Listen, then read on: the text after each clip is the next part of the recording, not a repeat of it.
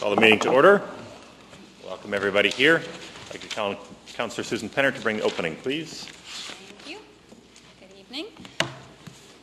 City Council is basically a decision-making body, and I found that it is harder than it looks. One of the challenges for me personally is grappling with making decisions when there's, extremes or outliers. For example, all levels of government are impacted by Mother Nature, and all levels do their best to mitigate the impact of storms and fires, etc. But the question is, how much should government spend to try and mitigate these acts? One only has to look at Steinbach to see the challenge. We have great drainage and have invested significantly in drainage, but the fact remains that we are situated on a very flat region geographically. So when the rare but major storm comes, it is difficult for a system to keep up. This begs the question, should our drainage infrastructure meet the worst case but rare scenario, or is it enough that it is based on average precipitation with a bit of a buffer? Or look at something like the Performing Arts Centre. Do we build enough seats to accommodate the shows that have maximum attendance but at a significantly higher cost, or do we build to accommodate the average event with a bit of a buffer? Or what about parking in downtown Steinbach? Do we stop recreation development downtown because parking is tough to find on those extreme evenings, or do we invest in a parkade to accommodate those outlying days? Even though most evenings throughout the year, there's plenty of parking downtown. A challenge that provincial and municipal governments struggle with are roads. What determines how many lanes or how many traffic lights should go up? Rush hour traffic or the majority of hours between the rush hours? I was thinking about it, and the challenge in these situations is that extreme cases or outliers tend to be events that exhibit strong emotion in people, events that negatively impact them, such as property damage due to floods, missing a show because it is sold out, being late because of traffic, etc. And thus, the elected officials have the difficult task of trying to determine on what basis decisions should be made. Should they be made purely objectively based on averages, or should they take into consideration the outlying scenarios? Obviously, the answer is not black and white. But for me, is the question I continually grapple with as we make decisions for our community.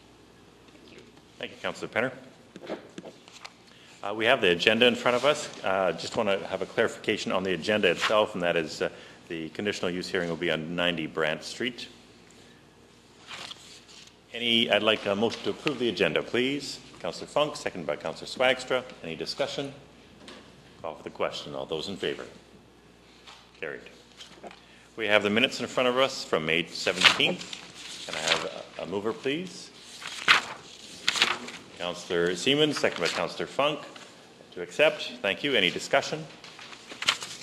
Call for the question. All those in favour? Carried.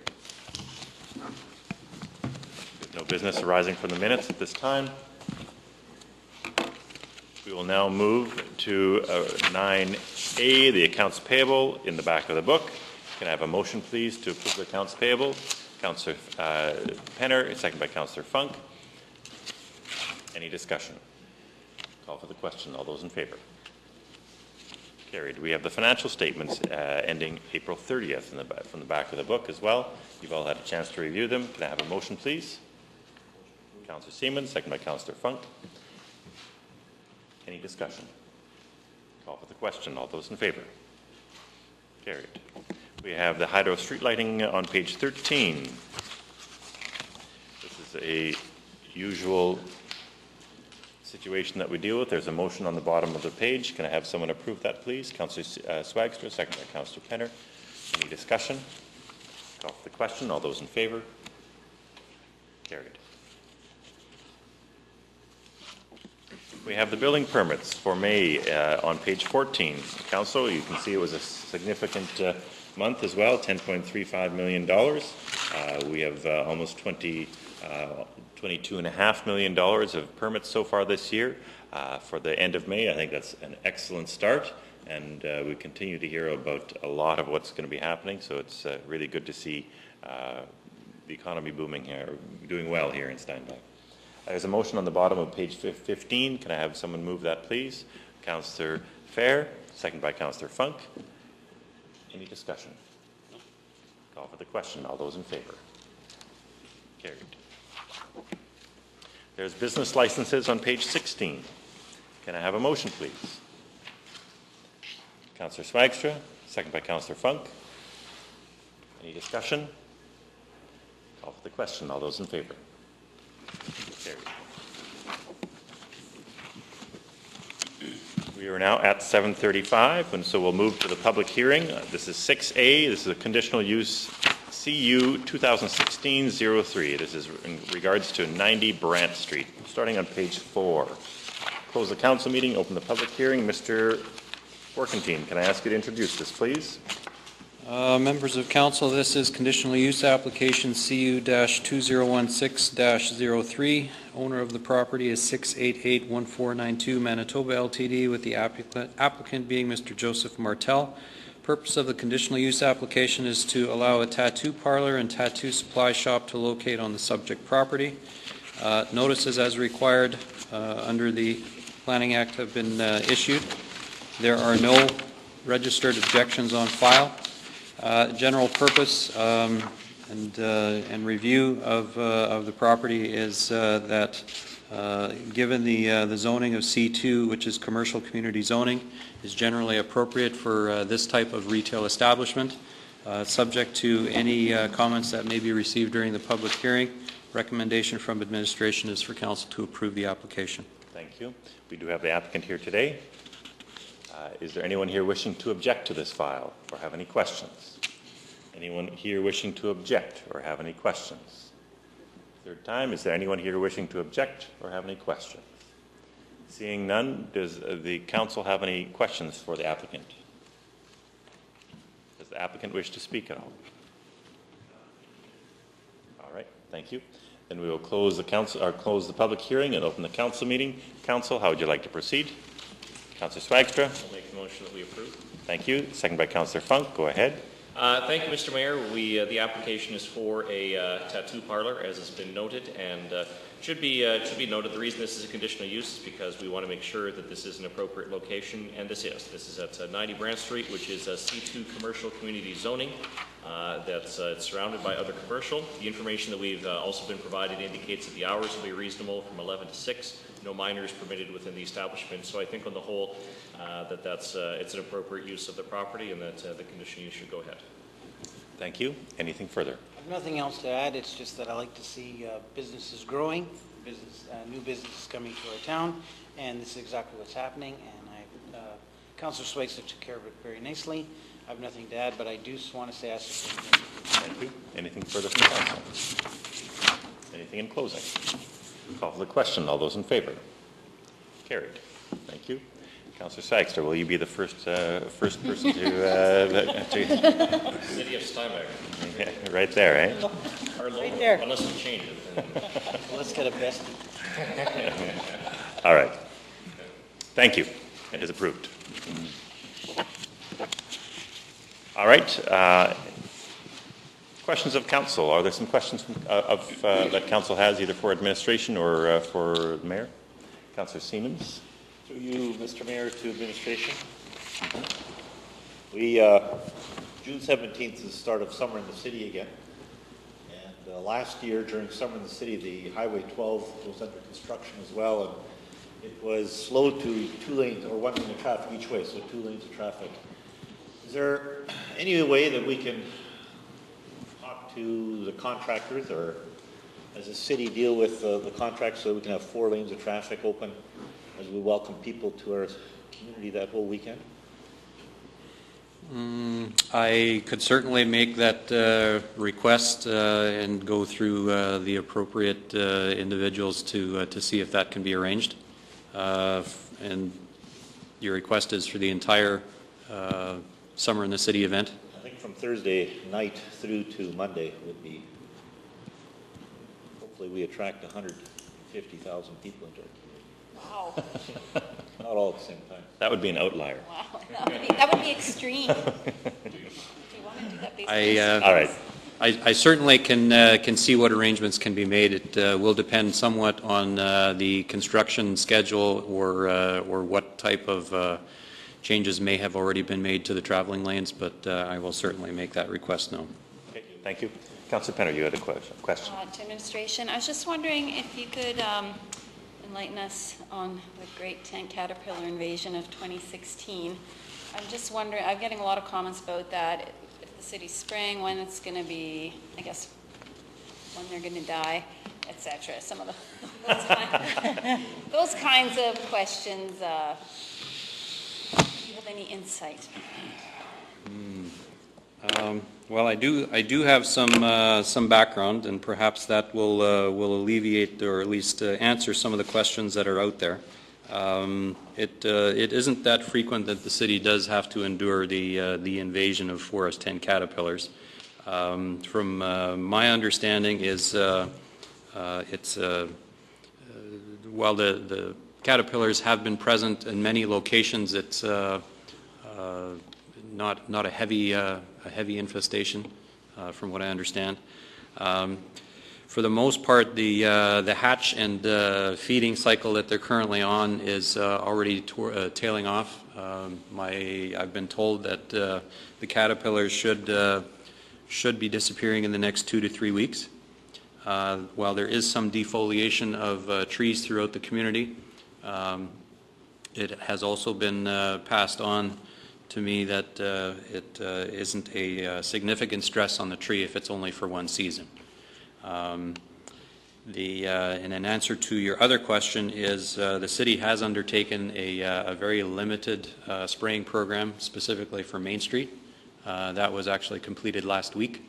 The product that the city uses is an approved environmentally friendly product similar to the product that the city uses for mosquito larviciding.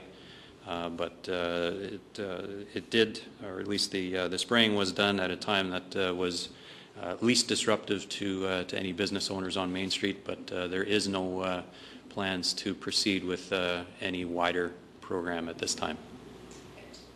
Thank you. Thank you. Any other questions of council? Councillor Schweitzer? Thank you, Mr. Mayor. On a different bug, we know that the invasion of the mosquitoes will be soon because based on the rain. I'm assuming, are we underway with our larviciding program as with every year? Has that already commenced and that's proceeding as per normal? Yes, I believe that started at the beginning of May. Okay. Good. Thank you. Councillor Penner? Yes, thank you. I also had heard some concerns about the tent caterpillars. And I would like to know if, through you, Mr. Mayor, I don't know what their cycle is for the following year, but are we prepared in case the infestation becomes worse in the following year, which can happen? Generally, I would say yes, but it's a wait and see type of process because it isn't entirely known how next year's impact may or may not be. It's difficult to predict, from what I've been told. One more. What would be the trigger for the city to spray for tent caterpillars? At what point would the city say, yes, now it is time to spray? Personally, I'm not familiar with what trigger point that is. I believe there may have been a time many, many years ago that the city did undertake a spraying program, but I'm not familiar with the details, so I wouldn't be able to say at this time what an appropriate trigger point would be. One more? One more, sorry. Park Road West. Because of the construction, I've noted that there's a fair amount of traffic on Park Road West. People trying to navigate some of the roads. I'm thinking as council proceeds with one of their priorities, which is traffic planning for the future, is there any plan underway to address Park Road West as one of those peripheral roads that needs some kind of a surfacing in order to provide better transportation around the boundaries of the city? Mr. Wargendine, when it comes to Park Road West, I'll just rephrase the question. Can you tell us normally how that transpires, that gets paved? Is it something that the city bears a responsibility for, or is it actually the landowners in that area? As a rule, any road or servicing improvements is developer driven. And as there is significant industrial and commercial properties located on that particular roadway, the prompt in normal process would be for the landowners to initiate such an upgrade.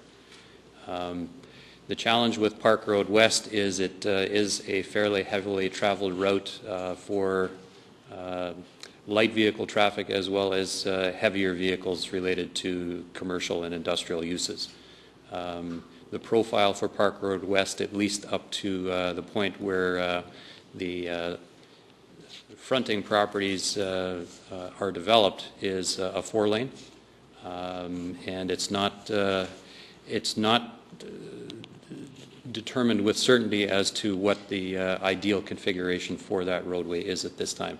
Another challenge is the south side of that particular roadway has been developed more recently with industrial type development, while the north side remains as agricultural or farmland. And it does pose a challenge when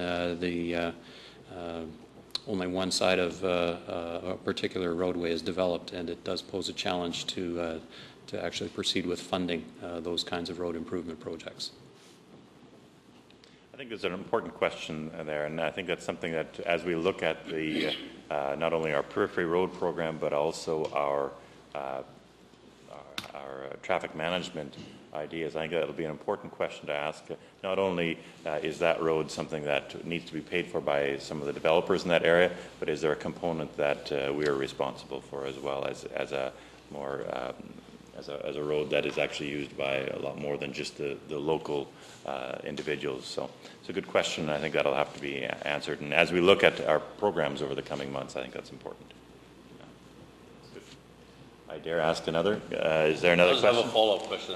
We just, a few weeks ago, approved commercial development on that road. Now, is part of that development going to require that road's going to be, that there's going to be some money set aside for that, for the one where the campground is? Development fees are a required component for any development when if it requires a land use approval by the city. With respect to particular improvements, there may also be a requirement to pay for a future local improvement if that's how the city decides to proceed with the improvements on that roadway. So there is two options that could be looked at. Good. Thank you. Any further questions of council? Seeing none. That was fast. 11A. The Chamber's Fraser's professional accountants, their auditor's report on the Jake Epp Public Library. This is starting on page 18. Motion? Mr. Workneen, this is as information, is that correct? Pardon me. This actually would require council acceptance because these two particular entities are, or this particular entity is a controlled entity of the City of Steinbach and would form an integral part of its annual financial report. So I would recommend that council accept these financial statements. Okay, great. Can we do that in one resolution or two? Two, please. Two. Thank you. Can I have a motion to approve the Jake Epp Library audited statement? Councillor Siemens. Second by Councillor Penner. Any discussion? Call for the question. All those in favor? We have the second audited statement for the Community Development Corporation. Can I have a motion, please? Councillor Penner, second by Councillor Swagstra. Any discussion? Call for the question. All those in favor?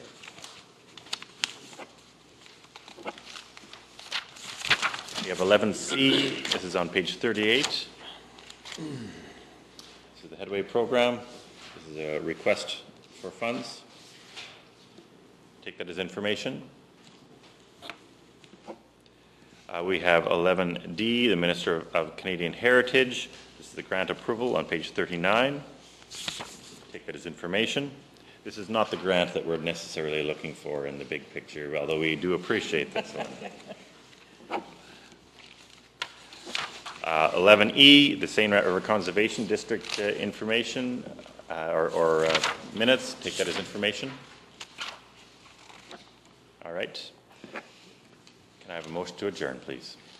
Councillor Fair, second by Councillor Siemens. All those in favor? Carried. Thank you.